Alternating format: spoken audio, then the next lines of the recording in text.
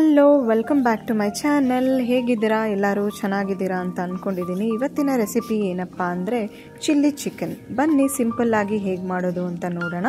ನಾನಿಲ್ಲಿ 8 green chillies ತೊಗೊಂಡಿದ್ದೀನಿ. ಇದನ್ನು ಚೆನ್ನಾಗಿ ಕುಟ್ಕೋತಾ ಇದ್ದೀನಿ. ಬೇಕಿದ್ರೆ ಮಿಕ್ಸಿಯಲ್ಲಿ ಕೂಡ ಗ್ರೈಂಡ್ ಮಾಡ್ಕೋಬೋದು, ತರ್ತರಿಯಾಗಿ ಮಾಡ್ಕೊಳ್ಳಿ. ಈಗ ಹೇಗೆ ಮಾಡೋದು ಅಂತ ನೋಡೋಣ. ಮೊದಲಿಗೆ ಒಂದು ಕಡಾಯಿ ಇಟ್ಕೊಳ್ಳೋಣ. ಅದಕ್ಕೆ ಇಲ್ಲಿ ನಾನು 1 to 3 ಟೇಬಲ್ ಸ್ಪೂನ್ ಅಷ್ಟು ಕುಕಿಂಗ್ ಆಯಿಲ್ ಹಾಕೋತಾ ಇದ್ದೀನಿ.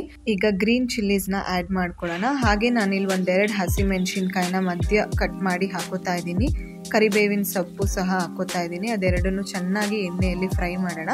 ಎಣ್ಣೆಯಲ್ಲಿ ಫ್ರೈ ಮಾಡೋದ್ರಿಂದ ನಮ್ಗೆ ಯಾವುದೇ ರೀತಿ ಎದೆ ಉರಿ ಬರೋದಿಲ್ಲ.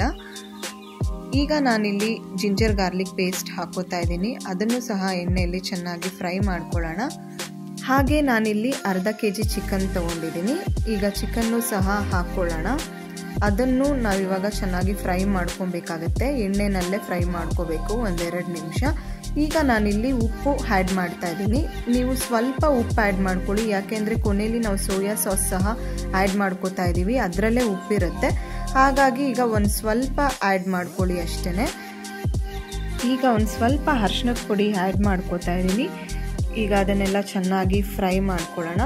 ಇವಾಗ 1-3 ನಿಮಿಷ ನಾವು ಲಿಡ್ ಕ್ಲೋಸ್ ಮಾಡಿ ಬಿಟ್ಬಿಡೋಣ, ಯಾಕೆಂದರೆ ಚಿಕನಲ್ಲಿರೋ ನೀರೆಲ್ಲ ಬಿಡಬೇಕು.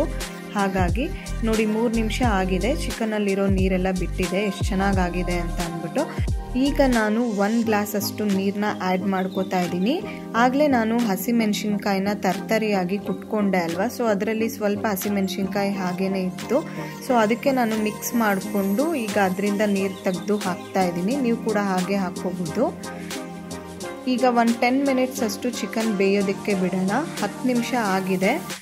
ನೋಡಿ ಎಷ್ಟು ಚೆನ್ನಾಗಿ ಚಿಕನ್ ಬೆಂದಿದೆ ಅಂತ. ಇವಾಗಲೇ ನಾವು ಚಿಕನ್ ಬೆಂದಿದೆಯಾ ಇಲ್ವಾ ಅಂತ ಚೆಕ್ ಮಾಡ್ಕೊಳ್ಳೋಣ. ನೋಡಿ ಚಿಕನ್ ಬೆಂದಿದೆ.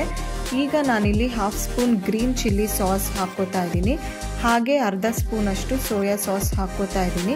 ಸೋಯಾ ಸಾಸಲ್ಲೇ ಉಪ್ಪಿರುತ್ತೆ, ಹಾಗಾಗಿ ನಾವು ಸ್ಟಾರ್ಟಿಂಗಲ್ಲಿ ಚಿಕನ್ಗೆ ಉಪ್ಪನ್ನ ಕಮ್ಮಿ ಹಾಕಬೇಕು.